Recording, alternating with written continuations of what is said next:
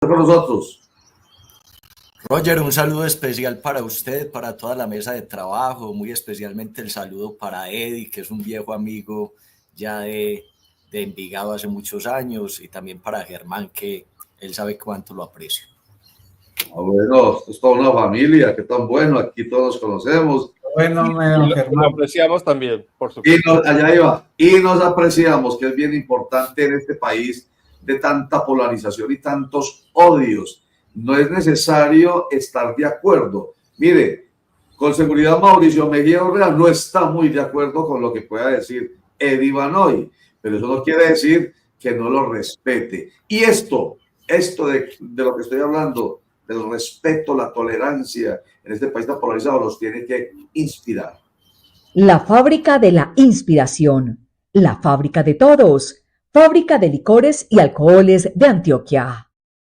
Bueno, Mauricio Mejía Orrea, ¿cuál es entonces, iniciando su percepción de el sentido de fallo dado a conocer ayer por la jueza 44 penal de circuito de Bogotá? Bueno, Roger, no, pues tendremos que empezar por decir que, tratando de darle una mirada sin ningún tipo de apasionamiento al tema, en estricto rigor jurídico, pues digamos que lo que nosotros esperábamos, quienes hicimos un seguimiento juicioso de las audiencias del juicio oral en este caso, la verdad era un fallo absolutorio, en estricto rigor jurídico, con aplicación plena de las garantías y con aplicación plena de los criterios que hoy en día están establecidos procesalmente para determinar responsabilidad o no en un proceso penal. Lo que esperábamos era un fallo absolutorio. Yo en mis redes sociales el día de ayer, muy a primera hora, me anticipé incluso a decir lo que sería una sorpresa sería una condena si aplicamos las reglas vigentes en el ordenamiento jurídico colombiano.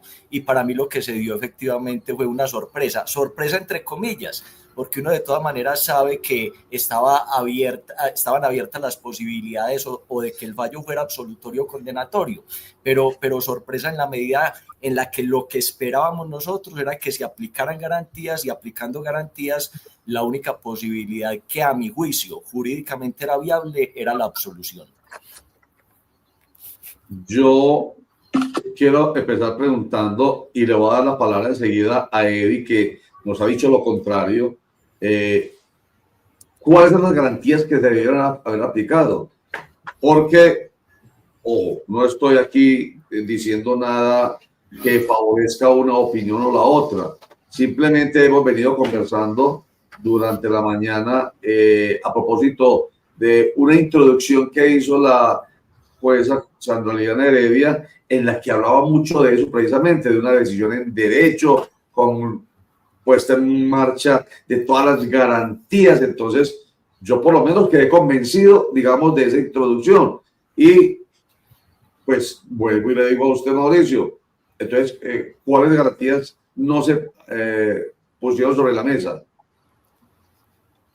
Roger, lo que pasa es que la retórica y la argumentación puede con todo, ¿cierto? Y dependiendo de la forma en la que usted presente los argumentos, tal vez van a sonar con tanta sofisticación que van a dejar convencido a más de uno de que efectivamente se cumplieron las garantías.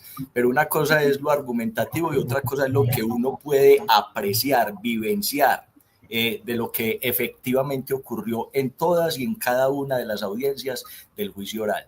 Yo le puedo hablar de un sinnúmero de garantías que no fueron respetadas, pero le voy a hablar de las más relevantes.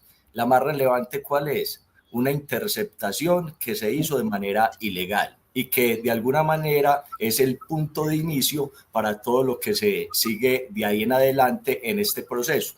Si hubieran, como esperábamos muchos, que se determinara que las interceptaciones que le realizaron al abonado telefónico del expresidente Álvaro Uribe Vélez eran ilegales, pues la conclusión obvia y necesaria era que todo el proceso se caía. ¿Por qué se caía? Porque fue de esas interceptaciones que se realizaron durante un periodo de tiempo en el cual no se debieron haber realizado porque no era Álvaro Uribe Vélez la persona que estaba siendo investigada en ese momento, pues no se hubiera extraído información que fue el sustento propio para que de ahí en adelante se aperturara el resto del proceso. Esa es la más básica y elemental de todas. Y sin embargo, lo que escuchamos ayer es que la juez volvió nuevamente a tomar la decisión de validar esas interceptaciones telefónicas. Pero puedo seguir hablándole de otras garantías que también se le vulneraron. Otra bien importante que tiene que ver con la cadena de custodia en ese reloj espía respecto al cual se supone que se tomaron algunas conversaciones que también sirven de sustento a algunas de las reflexiones que hace la señora juez en el día de ayer. Claramente se demostró dentro del juicio que ese elemento fue alterado, que no corresponde con la autenticidad total, que fue modificado en el momento en el que es presentado a consideración de la Sala Penal de la Corte Suprema de Justicia. Si fue alterado, pues no debería ser sustento de nada, sencilla y llanamente eso. No tuvo cadena de custodia, no se pudo confirmar mínimamente la autenticidad total. Que no hubo ningún tipo de alteración, que de principio a fin el elemento no fue corrompido, y eso no se pudo demostrar. Al contrario, lo que quedó demostrado es que sí fue alterado, que se le cercenaron algunos elementos, que eso no nos permite tener una confiabilidad total respecto a la información que allí reposa. Y eso debió haber dado lugar a que también se excluyera. Y adicionalmente, y esta es la más importante de todas, Roger, y le voy a decir por qué la más importante, porque incluso si hubiéramos dicho, tanto las interceptaciones son legales como la información que reposa en el reloj espía son legales, lo más importante de todo es que ninguna de esos dos elementos se extrae información que diga que Álvaro Uribe Vélez determinó a otro a cometer un comportamiento delictivo o ilícito. Incluso dejando incólume esos dos elementos de prueba, en ninguno de ellos hay información que diga algo en ese sentido. Entonces, ¿qué es lo que uno esperaría? Que exista prueba directa, documental o testimonial que indique que efectivamente Álvaro Uribe Vélez hizo surgir, porque es que ese es el determinador, esa es la función del determinador, hacer nacer, hacer surgir la idea delictiva en aquel autor que finalmente termina siendo el autor material de los hechos. No puede ser de otra manera. Uno solo determina a quien no tenía la idea criminal y solo tiene la idea criminal a partir del momento en el que el otro se la hace nacer. Y eso no hay ninguna prueba directa que indique esa situación. Y ustedes me van a disculpar, pero ayer traté de ser, salvo un espacio como de unos 40 minutos que me tocó dispersarme en otra reunión, traté de ser muy riguroso desde las 8:30 de la mañana escuchando el sentido del fallo y no escuché un solo argumento, una sola prueba que diera cuenta real de que Álvaro Uribe fue el determinador de eso. Incluso las pocas apreciaciones que hace la juez respecto a la condición de determinador de Álvaro Uribe Vélez en un comportamiento ilícito que se le puede enrostrar a título de autor material al abogado Cadena, tienen que ver con pruebas de carácter, de que es que el doctor Álvaro Uribe Vélez es una persona que siempre no pierde el control de nada, siempre está gerenciando todo. O sea, estás hablando del carácter que se le conoce a él, de sus roles ordinarios, pero no de lo que efectivamente esté acreditado, contrastado, corroborado en el proceso. De hecho, en el proceso lo que uno logra evidenciar es que Cadena actuaba a modo propio y después informaba, no a la inversa. Yo me quedo callado. A ver, Eddie. Yo no me quedo callado. No, aquí vemos que sí hubo un principio que se llama legalidad, el artículo 6. Usted como profesor, más que ejerce la profesión del derecho penal, vemos que fue juzgado conforme a las leyes preexistentes, con la plenitud de las formas, como lo pregona este artículo 6. No solamente digámosle que vámonos a la génesis de estas interceptaciones, es que estas interceptaciones no fueron porque fueron ordenadas por X o por Y, fueron ordenadas nada más y nada menos por la propia Corte Suprema de Justicia en sala penal, quienes fueron los que iniciaron esta investigación a Álvaro Uribe en el 24 de julio del 2018. Ahí empezamos, donde Álvaro Uribe empieza, acuérdese que en septiembre del 2014 Iván Cepeda hizo ese juicio de paramilitarismo en Antioquia entre los años 1995 y 1998. Y ahí empieza. Ese día el señor Álvaro Uribe Vélez se va a formular una acusación a Iván Cepeda porque estaba manipulando testigos. Después, 4 años después, la Corte Suprema dice inhibitorio para Iván Cepeda y abramosle un proceso a Álvaro Uribe Vélez. ¿Por qué renuncia entonces al fuero? La pregunta que me hago. ¿Por qué buscaron 2 preclusiones que no le salieron? Eso también hay que analizarlo. Segundo, el reloj espía que usted tanto menciona entró a la cárcel. Es que no estaban hablando de otro lugar, y era una conversación entre Monsalve y este señor Pardo H. Pardo. Y eso nos lleva a una conducencia de que estaba haciendo este señor presionado, el señor Monsalve. En un principio se decía que Monsalve no era paramilitar, y por una investigación que hizo Cuestión Pública se pudo determinar que él sí hacía parte de las autodefensas y apareció en la contabilidad del parqueadero Padilla. O sea, empezaron a derruir todos estos temas, a decir de que este testigo no tenía relación, que Pablo Hernán Sierra, alias Pipinta, Alberto Guerrero, denunció ante la comisión del día del debate a Álvaro Uribe como conformador de este fenómeno paramilitar que se ha ido demostrando a través de la JEP, a través de Justicia y Paz, que fue una política sistemática y que el señor también, digámosle, lo vienen a relacionar. Es que este proceso que estamos llevando es la antesala para lo que viene. Es la primera sentencia, no es la única. Aquí vienen otro tipo de procesos que vienen de lesa humanidad, que eso no prescriben. Y vámonos para este caso. Entonces dígame que no cumplió con legalidad la Corte Suprema de Justicia. Demuéstremelo. ¿Cuál es la diferencia, para claridad nuestra y de nuestros internautas y televidentes, entre lo que está diciendo Mauricio Mejía Orrego, que es no garantías, y hace un recuento de algunos de los elementos probatorios que no son lo suficientemente fuertes, digámoslo así, para que se conviertan en garantes de que lo que se está diciendo en contra es acercándose a la verdad? O sea, señalándolo de determinador. ¿Cuál es la diferencia entre las garantías y cuál es la de la presunción y la presunción de ilegalidad, de legalidad que está defendiendo Eddie Van Hoy? Primero usted, Mauricio. A ver, Roger, si entendí. Lo que pasa es que no, o sea, el doctor Eddie tiene su percepción frente al tema, pero a mí me parece que la percepción que él tiene en nada afecta la argumentación inicial que yo hice sobre ese tópico. Es que las cosas no son legales porque quien las haya ordenado o autorizado sea una autoridad, en este caso la Corte Suprema de Justicia. Eso no es lo que le da el raigambre o la connotación de legalidad al tema. Lo que le da la connotación de legalidad al tema es que se hayan respetado los procedimientos uno a uno que permiten deducir que la prueba fue debidamente justificada, ordenada y apreciada. Y en este caso lo que nosotros tenemos es que es una prueba, lo que es evidente, es que es protuberantemente evidente, Roger. Eso no soportaría ningún tipo de discusión en otro proceso. En este se discute por la connotación política que tiene el tema, pero en ningún otro proceso eso admitiría algún tipo de discusión.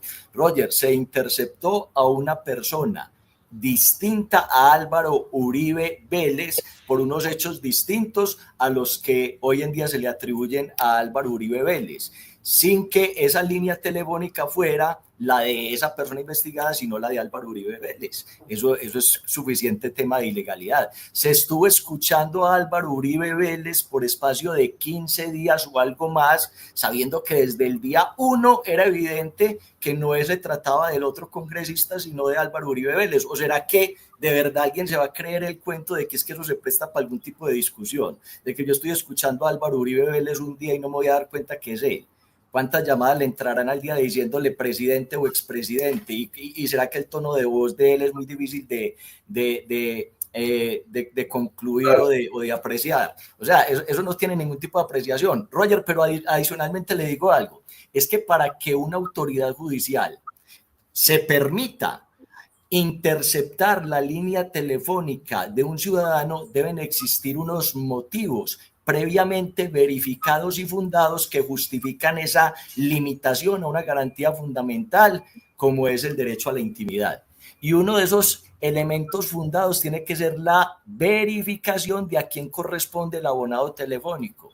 Oiga, porque la doctor Mauricio, es que yo quiero hacer una acotación ahí frente a lo que dijo precisamente la jueza ayer. Yo también muy juicioso me escuché gran parte de la audiencia. Ella decía, está bien que se cometió ese error, pero cometiendo ese error se dieron cuenta que había una irregularidad y un presunto delito en esas comunicaciones. Por consiguiente, es deber de una entidad judicial como la Fiscalía iniciar esa indagación. Entonces, no sé, no entiendo mucho ese término, porque en determinado momento es legal y en determinado momento ilegal, cuando en el fondo se estaba descubriendo que en efecto había una presunción o indicios para la comisión de un delito.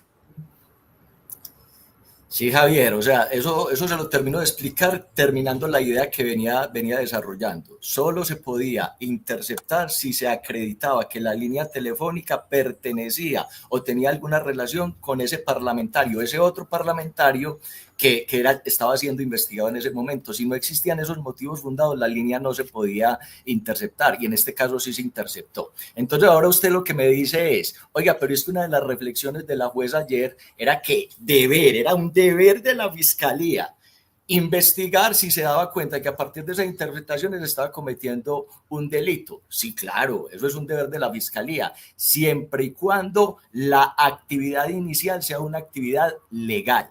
Si esa interceptación era legalmente obtenida, es un deber de la Fiscalía iniciar una investigación paralela por otros delitos que se estuvieran quedando en evidencia de esas interceptaciones, pero en este caso las interceptaciones son ilegales, deben ser excluidas. Y respecto a la garantía de la exclusión de las pruebas obtenidas ilícita o ilegalmente, ocurre otro fenómeno, y es que la suerte de lo accesorio debe seguir la suerte de lo principal. Si lo principal era ilegal, lo accesorio también debe ser decretado como ilegal. Por eso es que yo tengo que repetir esta idea.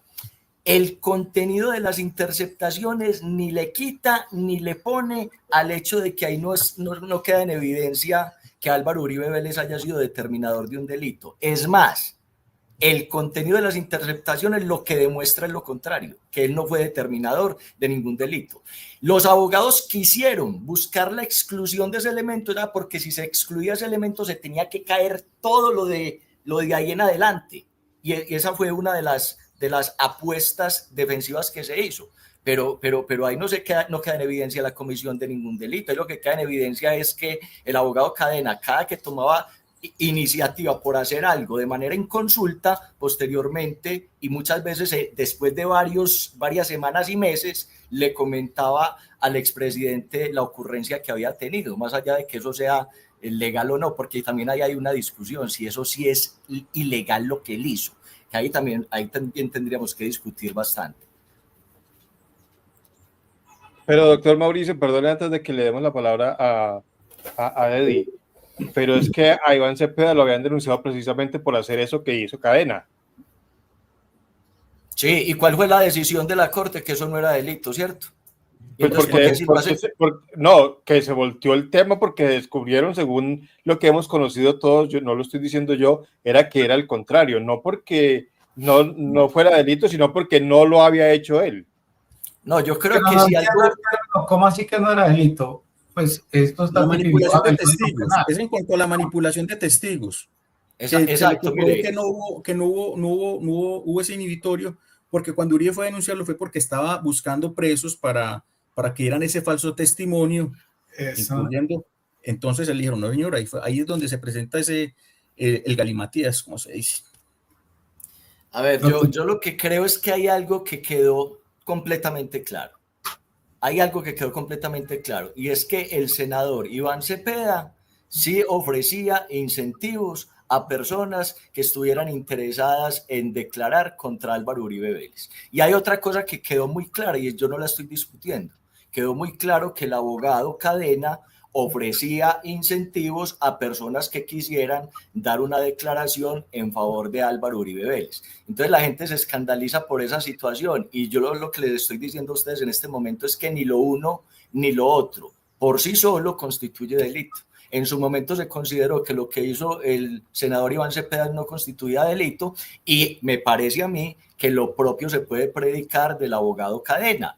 En principio no es delito. Es que una cosa es que las cosas tengan tufillo, que no sean como del todo bien vistas, que usted le ofrezca a una persona algún incentivo para que dé una declaración, pero es que el delito lo constituye es que usted dé el incentivo, es con el propósito de que esa persona dé una declaración, pero adicionalmente que esa declaración vaya en contravía de la verdad, o que oculte o tergiverse la verdad, y eso es lo que no está claro. No estuvo claro en el momento en el que los ofrecía Iván Cepeda, y con todo respeto por lo que ustedes puedan estar pensando en este momento, pero al día de hoy a mí me parece que no está claro que el abogado Cadena los haya ofrecido con el propósito de que mintieran. Ese elemento, dígame dónde está. Entonces yo les hago una pregunta a ustedes: ¿cuál prueba de las que habló la jueza ayer da a entender que es que el incentivo era para que dijeran una mentira? ¿Dónde quedó en evidencia eso? Necesitamos es que usted diga una mentira o que usted no diga la verdad.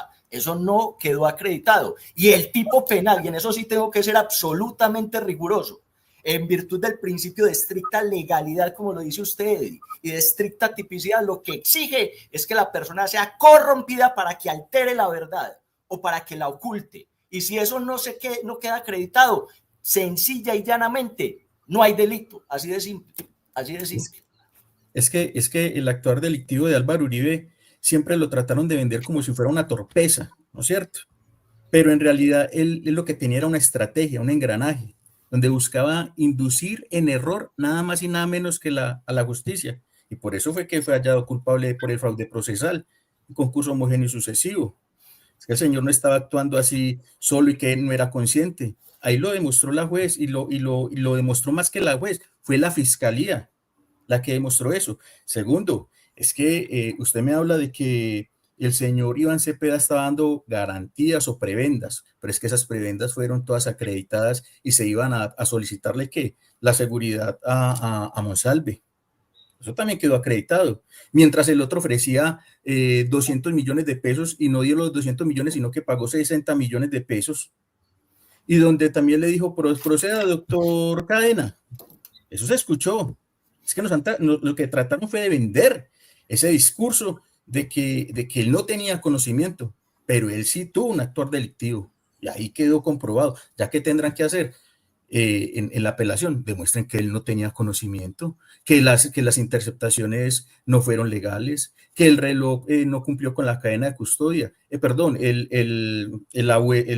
disco duro, el reloj espía no cumplió con la cadena de custodia, y porque la USB que se presentó ante la corte tenía el mismo peso, solamente que por allá tuvo una alteración donde se presentaron los dibujos, y eso les puso a la señora juez, que pese a que tenía como digámosle, esa alteración, el contenido se mantenía impoluto, era 1.37 segundos, y ese 1.37 en que alteró, que apareció un gato, unas figuras ahí todas raras. Sí, eso. Es que acuérdese que esa prueba está bajo custodia de la fiscalía, y ahí sí hay un reclamo que se le hace a la fiscalía. ¿Por qué no preservaron esa cadena de custodia? Yo quiero una precisión, porque yo con lo que dijo hace un instante Mauricio Mejía, pues quedé yo así como que me salí de todo lo que pasa, del contexto de todo lo que ha pasado, porque entonces en torno a qué es que se ha venido discutiendo durante 13 años. Entonces voy a leer el delito, la descripción del delito de soborno en la actuación penal. El que por cualquier medio ofrezca, entregue o prometa dinero, dádiva o utilidad a persona que haya sido vinculada formalmente a un proceso penal o a un testigo dentro del mismo para que falte a la verdad o para que omita total o parcialmente su declaración, incurrirá en prisión de 6 a 12 años. Ya sabemos, ya hablamos al principio del programa de la tasación. Pero Mauricio, a ver, ayúdeme pues usted con esto y por supuesto Eddie. Es que esto es aquí como muy preciso, la tipificación del delito como nos lo enseñaron se acomoda total, tal cual, ni para allá, ni queda estrecha ni queda ancha. Se acomoda perfectamente a lo que se ha venido discutiendo durante todos estos años.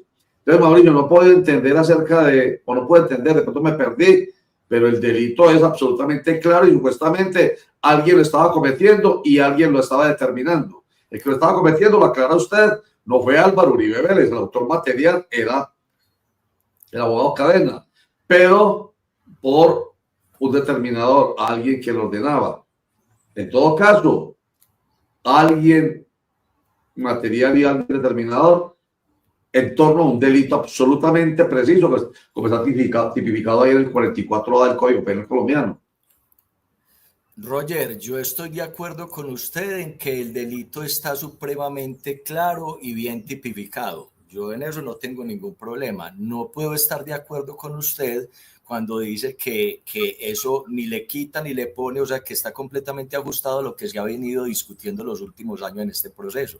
Ahí yo no puedo estar de acuerdo. No puedo estar de acuerdo.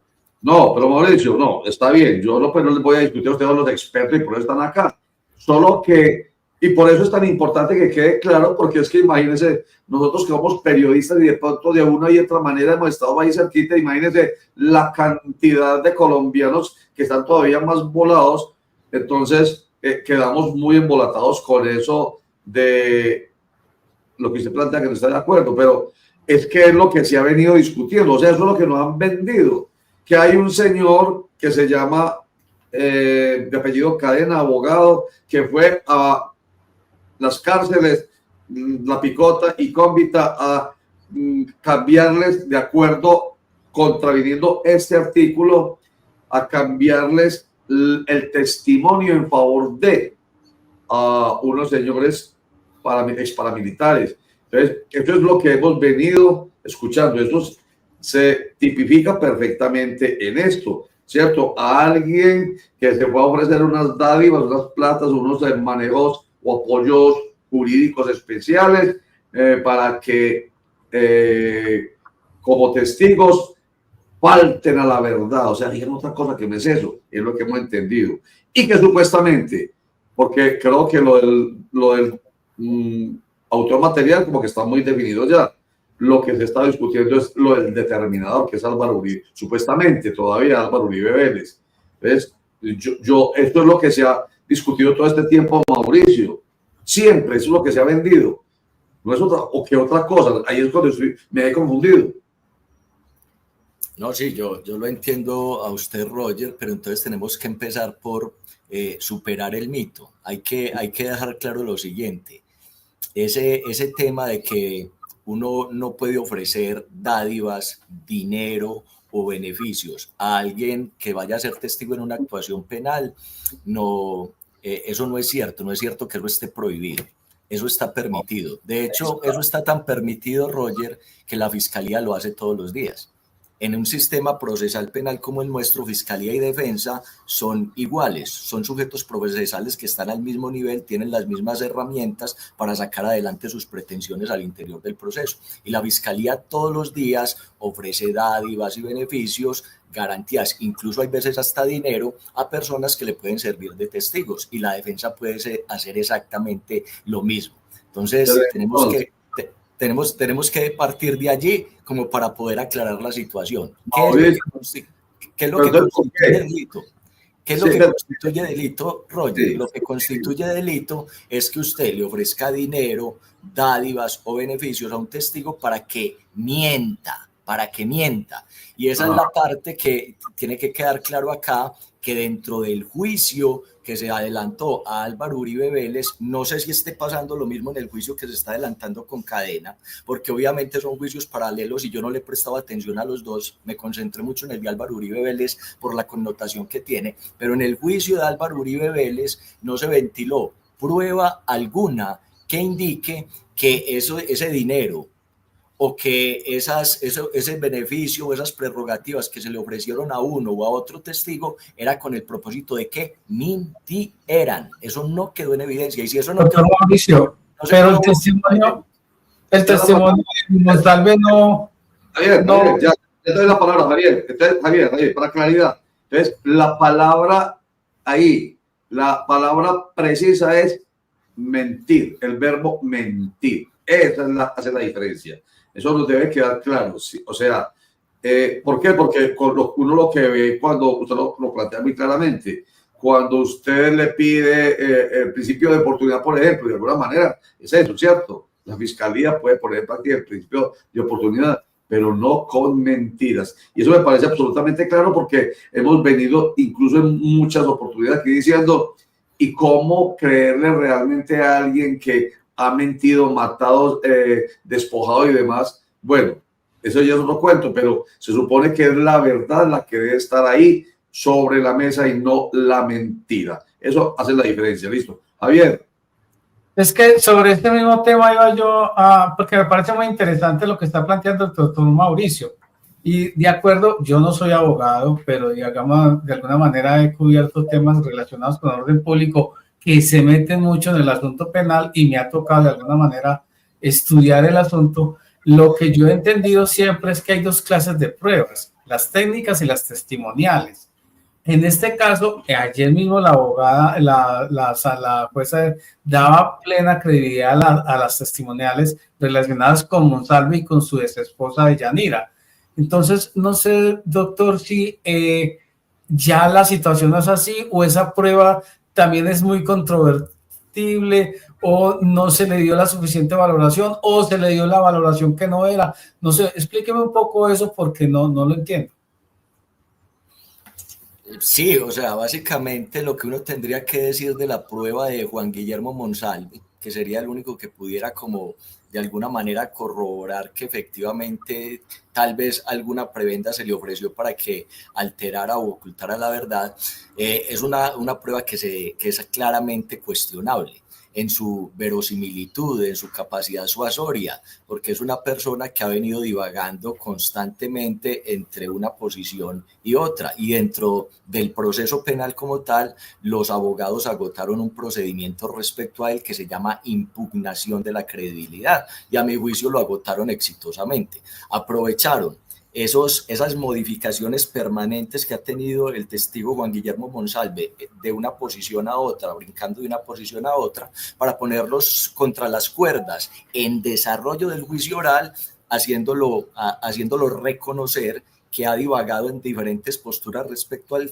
tema en diferentes momentos o espacios de tiempo. Y eso es suficiente para que a un testigo al interior de un juicio de naturaleza penal se le mine su credibilidad y sobre él no se pueda descansar el juicio de reproche que finalmente se le vaya a dar al condenado. Tendría que ser que existieran otras pruebas que lo rehabilitaran en su última posición. Y eso es justamente lo que aquí no se presentó en el juicio. No hay otras pruebas diferentes a Monsalve que permitan reivindicar su última posición respecto a que el incentivo iba dirigido a faltar a la verdad. Y Monsalve es un testigo que no es creíble por todo lo que ha divagado sobre el mismo punto, dependiendo de en qué momento le sea beneficiosa una posición o en qué momento le sea beneficiosa otra. Es un testigo que no amerita ningún crédito, según mi posición, ¿cierto? Sí. Yo quiero hacer aquí un poco de pedagogía, ponerlos en contexto. Lo primero que hay que analizar es el tipo penal. No es solamente que vaya diga un falso testimonio, no. Vamos a analizar cuáles fueron los tipos penales. Fueron dos. Empecemos con el del 444A, que es soborno en actuación penal. Soborno en actuación penal. Y dice el 444, el que en provecho suyo de un tercero entregue, prometa dinero u otra utilidad a persona que fue testigo de un hecho delictivo para que se abstenga de concurrir a declarar o para que falte a la verdad o calle total o parcialmente, incurrirá en prisión de 6 a 12 años. Aquí hay varios verbos rectores, como lo son abstenerse, el no declarar, el que falte a la verdad. Entonces, ahí vemos que está el tipo penal y hay unos hechos jurídicamente relevantes que se ajustan a este tipo penal. No solamente estos hechos jurídicamente relevantes, sino que también tienen unas pruebas como lo fueron las interceptaciones, el reloj espía y las declaraciones o testimonios de estas personas. Es más, en este tipo penal vemos que se comprobó que Juan Guillermo Monsalve, Carlos Enrique Vélez Ramírez y Eurice Cortés alias Diana o la Caimán, se comprobó que ahí sí hubo, que ellos fueron manipulados para que no dieran esta declaración o se retractaran, o porque era esa presión por parte de Diego Cadena para que firmara este documento, para que cambiara la versión. Eso en cuanto al primer tipo penal. Después nos vamos para el segundo tipo penal, que es el 453, que dice fraude procesal. De que por cualquier medio fraudulento introduzca un error o a un servidor público para obtener sentencia, resolución o acto administrativo contrario a la ley, incurrirá en prisión de 6 a 12 años. Y en este caso vemos que en este actuar previo al inhibitorio hubo una falsedad por parte del Tuzo Sierra y se le tomó también validez a los internos de Cómbita, donde se encuentra Pablo Hernán Sierra, alias Alberto Guerrero o Pipintá. Entonces vemos que tenemos unos tipos penales, hay unos hechos jurídicamente relevantes, se acomodan a este tipo penal, esas pruebas nos llevan a la certeza.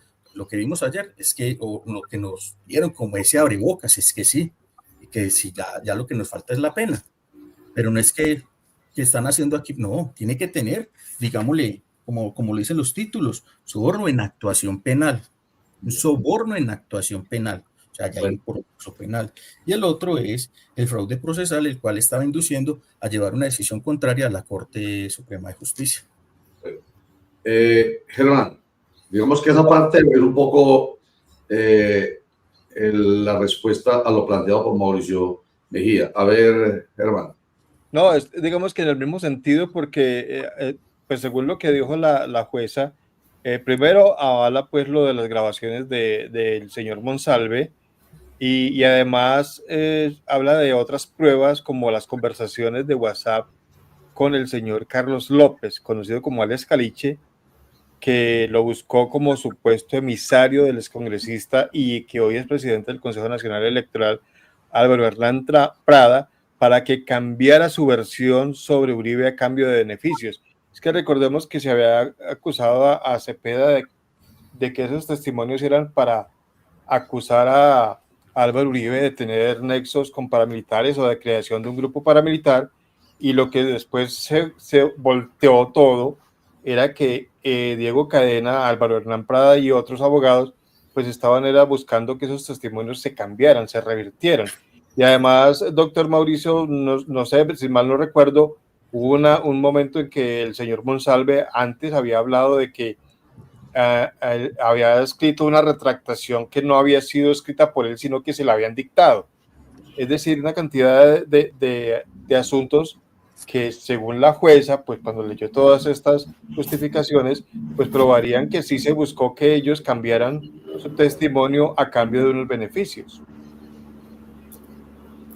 Cada cual ve lo que quiere ver, Germán, ¿cierto? Exactamente. Cada cual ve lo que quiere ver, pero para mí es muy claro que la prueba no dice lo que la juez quiere presentar a la opinión pública, o por lo menos lo que quiso presentar a la opinión pública el día de ayer con su sentido del fallo.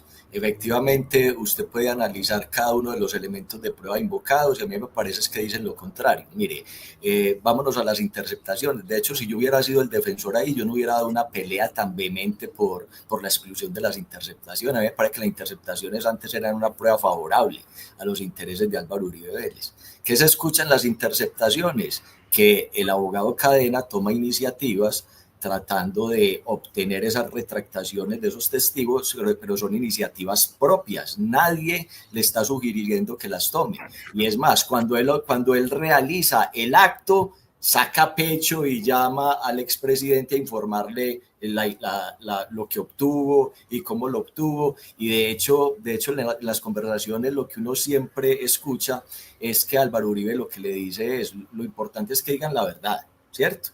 Ahora, entonces, ya el prejuicio que se le ponía al tema es: seguramente sabía que estaba siendo interceptado y entonces estaba fingiendo querer decir la verdad. Por Dios, mire, una de las pruebas más importantes al interior de un proceso, una de las más concluyentes, es justamente una interceptación telefónica, porque se supone que uno está hablando con absoluta desprevención. Entonces, no puede ser que cuando una interceptación telefónica tiene algo malo que decir de uno, pues sea favorable para los intereses de la fiscalía, pero si una interceptación tiene algo bueno que decir de uno, entonces haya que interpretarla al contrario, como quien dice: con cara gana la fiscalía y con sello pierde la defensa. Ni más una cosita, Roger y doctor Mejía, recordemos que hay un audio donde el señor Álvaro Uribe habla con el señor Villegas y dice: estos hijueputas nos están escuchando. Recuerden que ellos se enteraron ya de que en efecto los estaban escuchando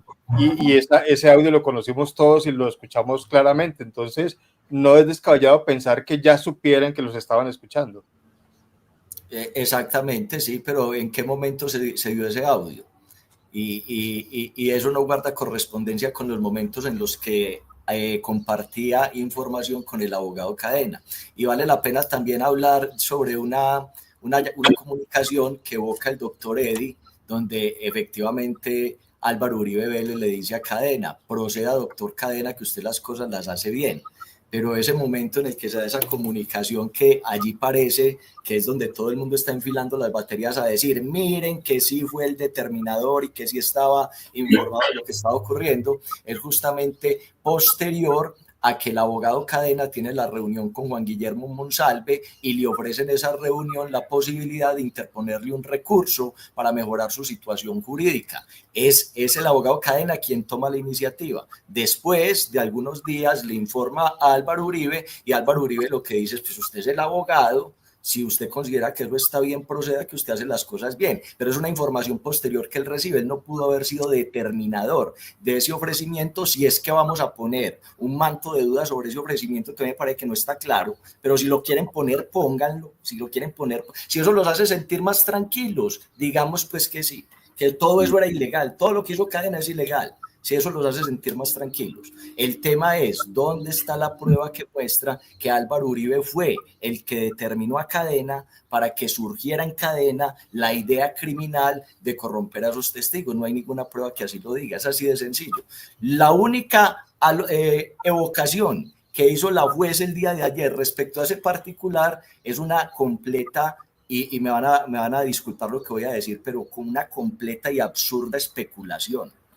Le dice la juez: es que el carácter de Álvaro Uribe Vélez lo que nos indica es que es una persona que siempre controla todo, gerencia todo, y entonces esto no podía estar al margen de esa regla de conducta que él tiene. Oiga, no, sí.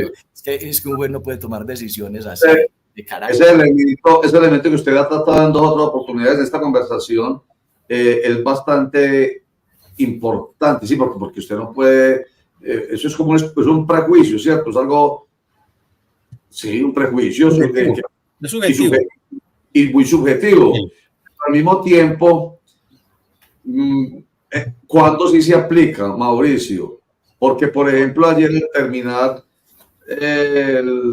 la audiencia en la que la jueza dio a conocer el fallo, vi a un defensor de Álvaro Uribe Vélez, Jaime Granados, muy tranquilo, muy pausado, lo veo como distinto incluso porque siempre lo vi en estos días que estuvimos haciendo análisis de la corporalidad y lo que significa. Granados se ve siempre muy, ustedes dirán sí o sí no, lo conocerán más, pero se ve muy, ¿cómo se dice? Muy superior a todos. Pues, ¿cómo se dice? ¿Cuál es la expresión que se utiliza popularmente aquí en Antioquia? Muy sobrador. Muy sobrador, esa es la palabra. Granados siempre es un tipo sobrador, siempre en todas las audiencias.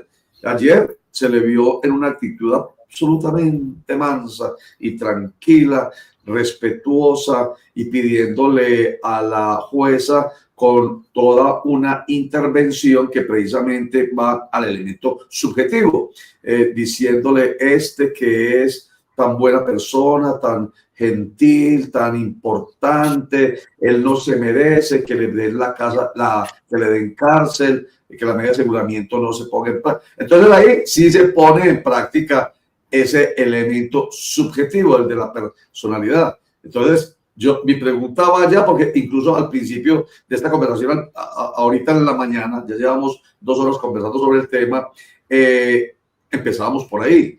Lo subjetivo y esos elementos que van es acá, el corazón más que acá.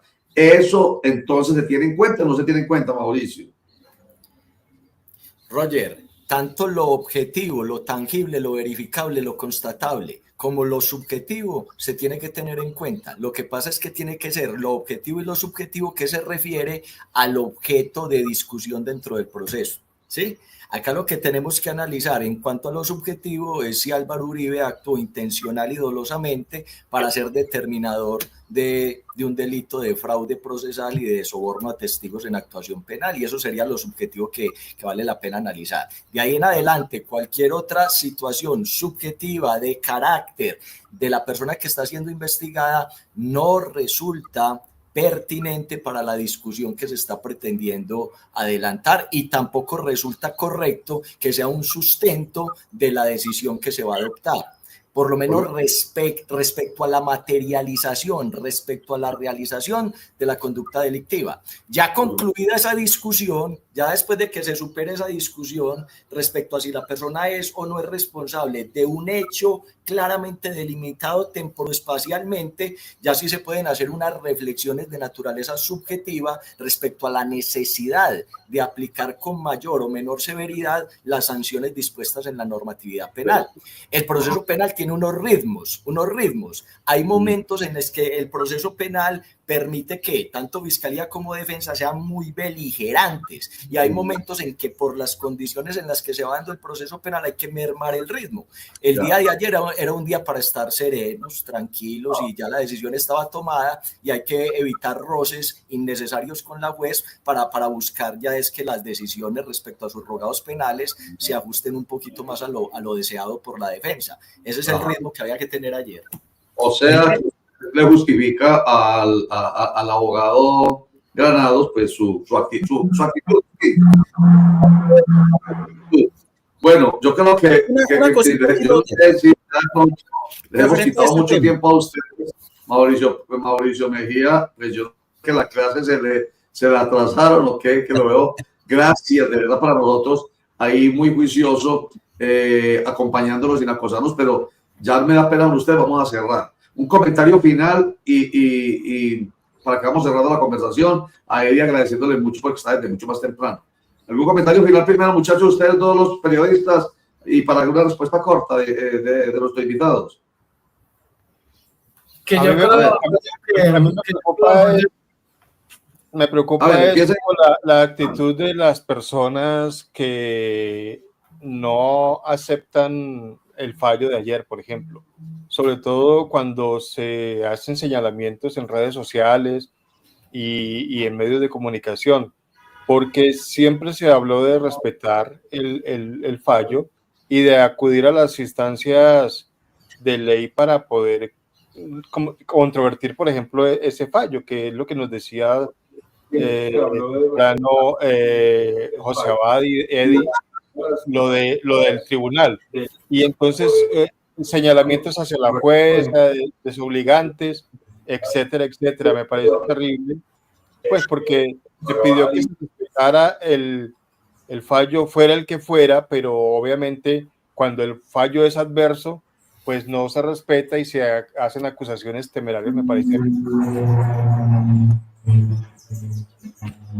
No, yo agradezco mucho este ejercicio democrático, don Roger. Creo que tener a estos profesionales con este conocimiento, no solamente de su profesión como abogado, sino del caso en sí, porque tanto el doctor Mejía como Eddie han demostrado en sus intervenciones que conocían a fondo el caso, que fueron juiciosos con la atención a la deliberación ayer de la juez y el sentido del fallo, que tienen posiciones, digamos, diversas, pero creo que eso refleja un poco el tema de lo que pasó no solamente en ese juicio, sino que pasa con la interpretación de esta situación en un país tan polarizado como el nuestro. Y creo que nos den luces en ese sentido, pues por lo menos le dan a nuestra audiencia la posibilidad de que cada cual piense, como lo dice el doctor Mejía, como quiera pensar de acuerdo con los argumentos. Lo que pasa es que aquí le estamos dando los argumentos a la gente de una posición y de otra, que creo que era nuestro ejercicio periodístico más responsable.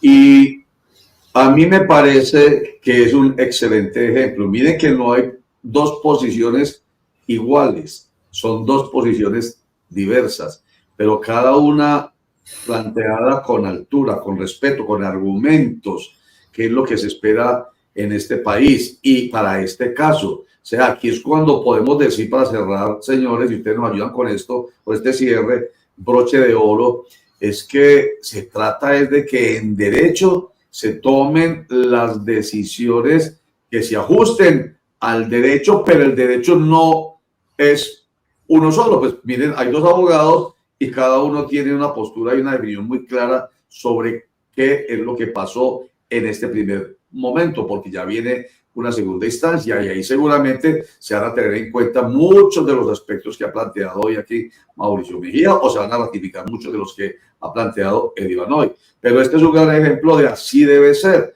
Hombre, cada quien haga su planteamiento y ya. Al final, a ustedes queda muy claro, no al estilo de Abelardo de la Espriella, lo voy a decir como opinión. Y por ahí tenemos un full del hombre llamando a las calles. Me llama mucho la atención porque son abogados. Yo no me imagino a un abogado que tiene que estar muy cercano a la norma, que esté diciendo no acepto esto. Una cosa es como la están planteando ustedes, como Mauricio, que no está de acuerdo, lo ha planteado acá con absoluta prudencia y con fundamento en lo que él sabe, tanto en lo especialmente en lo procesal, que no está de acuerdo. Pero Abelardo de la Espriella, pues un abogado tan connotado, diciendo esto es un fraude, vamos a las calles. Aterrador, aterrador. Entonces ustedes son el buen ejemplo, señores, y ojalá el país funcionara así.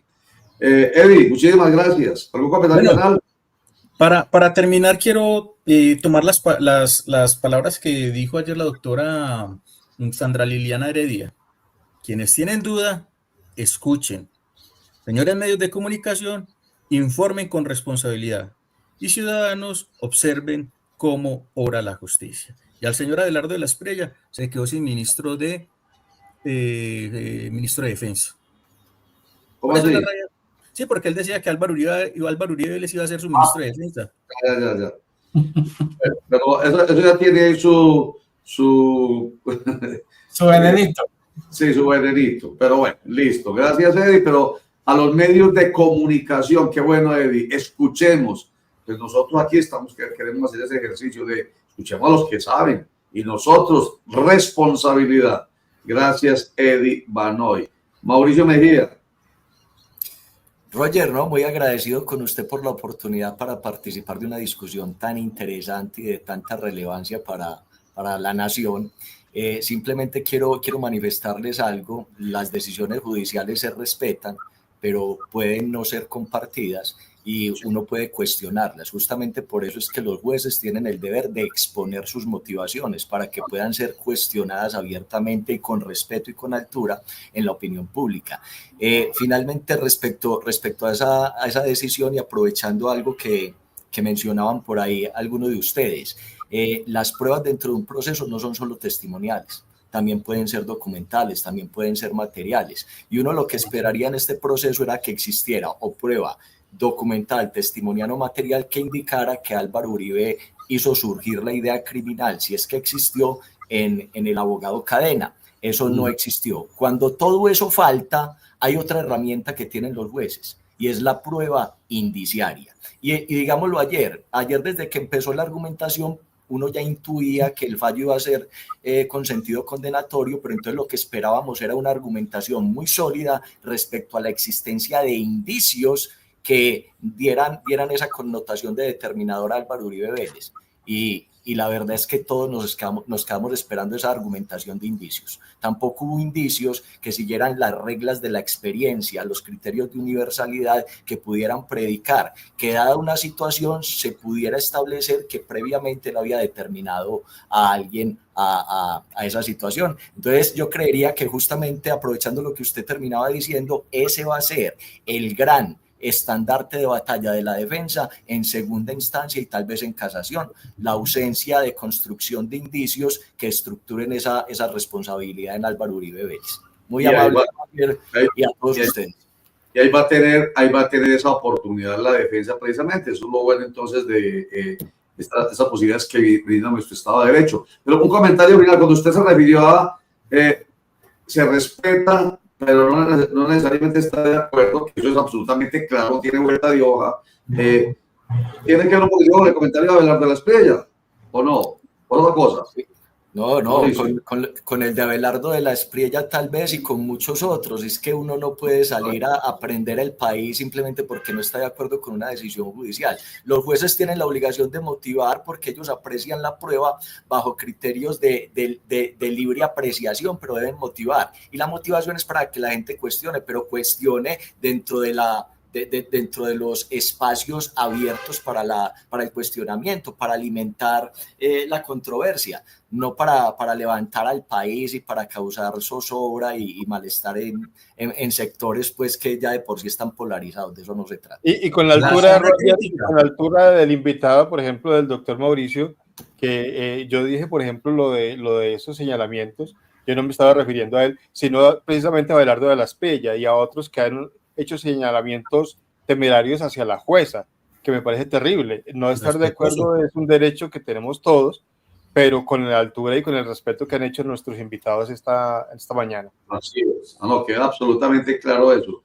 Muy agradecidos con ustedes. Quedamos aquí en Clickracia, el poder de la información, Clic, la democracia y la información, formación para la democracia. Y creo que con este ejercicio que hemos tenido con ustedes, le aportamos realmente a materializar ese eslogan de formación para la democracia, porque esto tiene que ver con una democracia sólida.